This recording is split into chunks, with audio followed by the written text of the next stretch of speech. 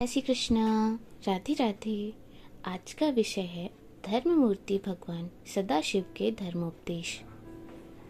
आदिदेव भगवान शिव पूर्ण परब्रह्म परमात्मा सच्चिदानंद स्वरूप हैं। वे ही समस्त ब्रह्मांड में व्याप्त होकर इस जगत की उत्पत्ति, पालन और संहार आदि करते हैं। वे सत्य स्वरूप, ज्ञान स्वरूप, अनंत, अविनाशी, निर्गुण, निराकार तथा सगुण साकार हैं।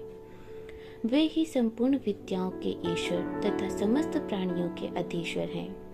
ईशाना सर्व विद्या नामीश्वरा सर्वभूतानाम। वे धर्म स्वरूप हैं और धर्म की मर्यादा स्थिर करते हैं। उन्हीं से कल्याण, मंगल रूप परम शिव धर्म का प्रादुर्भाव हुआ है। भगवान शिव की अचिंत्य शक्ति व्यक्त रूप में उमा, पार्वती इत्यादि नामों से अभिहित है। वे दोनों धर्म के मूल तत्व श्रद्धा, विश्वास के रूप में अधिष्ठित हैं। भगवान शिव समस्त चराचर जगत के पिता और भगवती उमा जगत जननी है। धर्म रूप वृक्ष ही उनका अधिष्ठान है, अर्थात वे धर्म को स्थिर कर प्रतिष्ठित करते हैं। भगवान शिव के बड़े उपदेश बड़े ही कल्याण मंगलकारी हैं। वैसे तो वे ही समस्त शास्त्रों तथा समस्त विद्याओं के उपदेष्टा हैं, तथापि महर्षि वेद व्यास जी की वाणी में जगत जननी माँ पार्वती जी को जो महाभारत में उनके दिए धर्मोपदेश गुम्फित हैं, उन्हें यहाँ सार रूप में प्रस्तुत किया जा रहा है। इनके अनुपालन से महान लाभ हो सकता है। वे उपदेश इस प्रकार हैं। भगवान शिव ने पार्वती जी से कहा, देवी, अहिंसा परम धर्म है, अहिंसा परम सुख है। संपूर्ण धर्म शास्त्रों में अहिंसा को परम पद बताया गया है। अहिंसा सत्य भाषण, क्रोध का त्याग, क्षमा, सरलता, गुरुजनों की नित्य सेवा, बड़े बूढ़ों का पूजन, पवित्रता का ध्यान रखकर न करने योग्य कर्मों का त्याग, सदा ही पथ्य भोजन इत्यादि गुणों वाले आचार का पालन करने वाले मनुष्य दीर्घजीवी होते हैं। धर्मात्मा पुरुष स्वर्ग में हो या मनुष्य लोक में, वे दीर्घ काल तक अपने पद पर बने रहते हैं।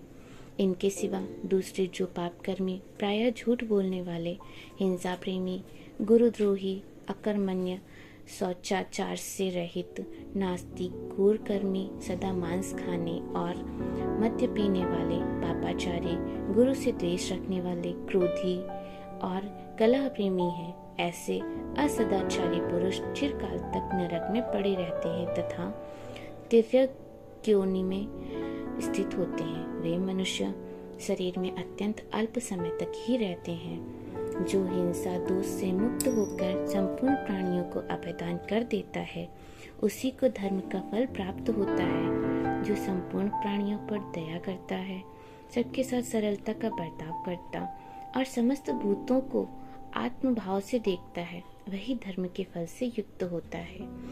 धर्म की अभिलाषा रखने वाले पुरुष को चाहिए कि अपने घर पर आए हुए सभी अतिथियों को दान का उत्तम पात्र समझकर दान दे। उन्हें यह विश्वास रखना चाहिए कि आज जो पात्र आएगा वह हमारा उद्धार कर देगा। इस पृथ्वी पर दान के समान दूसरी कोई वस्तु नहीं है। दान के समान कोई निधि नहीं है। सत्य से बढ़कर कोई धर्म नहीं है और असत्य से बढ़कर कोई पातक नहीं है। जो लोग गृहस्थाश्रम में रहकर माता पिता की सेवा करते हैं, जो नारी पति की सेवा करती है तथा जो ब्राह्मण नित्य अग्निहोत्र कर्म करते हैं, उन सब पर इंद्र आदि देवता, पितृलोक निवासी पितर प्रसन्न होते हैं एवं वह पुरुष अपने धर्म से आनंदित होता है। जैसे सभी जीव माता का सहारा लेकर जीवन धारण करते हैं, उसी प्रकार सभी आश्रम गृहस्थ आश्रम का आश्रय लेकर ही जीवन यापन करते हैं। व्यर्थ बोलने की अपेक्षा मौन रहना अच्छा बताया गया है। सत्य बोलना वाणी की दूसरी विशेषता है। धर्म सम्मत बोलना वाणी की तीसरी विशेषता है। प्रिय बोलना वाणी की चौथी विशेषता है।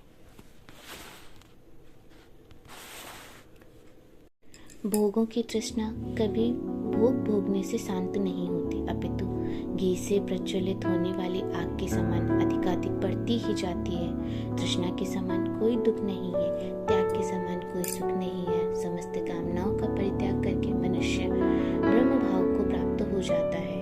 सरल सरलता को धर्म कहते हैं और कुटिलता को अधर्म कहते हैं। सरल भाव से युक्त मनुष्य ही यहाँ धर्म के फल का भागी होता है।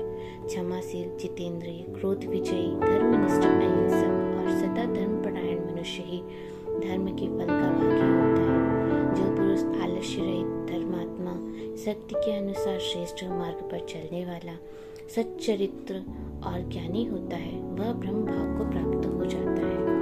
अपने शुभ और अशुभ कर्मों में सदा अपने आप को ही साक्षी माने और मन, वाणी तथा क्रिया द्वारा कभी कभी पाप करने की इच्छा न करें। श्री महेश्वर ने कहा, देवी, जीव जैसा कर्म करता है वैसा फल पाता है। वह अपने किए हुए का फल स्वयं ही भोगता है, दूसरा कोई उसे भोगने का अधिकारी नहीं है। जय श्री कृष्णा। राधे राधे।